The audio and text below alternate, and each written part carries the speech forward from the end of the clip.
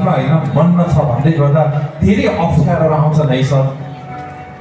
चान्चु नै छैन है। तपाईँका विरुद्धमा खाउँला र कोपाउँला झैँ गरेर बसिरहनेहरू धेरै छन् है सर। हजुर सचेत हुनुहोस् है।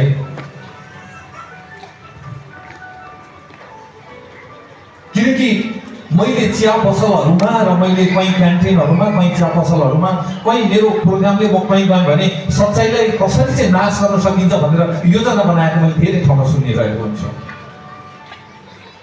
आज मानिसहरू सबै सच्चाइ गए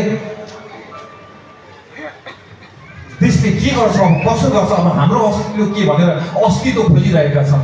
तपाईँहरूले सच्चाइ केन्द्र नेपालले अस्तित्व हराएकाहरूलाई अस्तित्वमा कायम गराउनु भएको छ।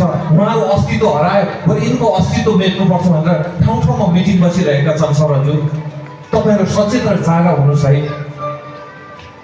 यिनीहरूले तपाईँको अस्तित्व मेट्नको लागि जस्तो खालका पनि रोलहरू प्ले गर्नेछन् सर। हजुर जस्ता खालका पनि रोलहरू खेल्नेछन् सर। हजुर यो सजिलो छैन।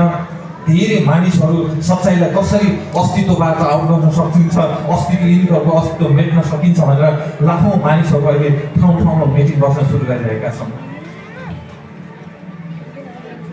त्यसैले बस्नुहोस्, तपाईँहरू मिटिङ बस्नुहोस्। हाम्रो राज्यमा हाम्रो परमेश्वर पनि मिटिङ बस्नु भएको छ।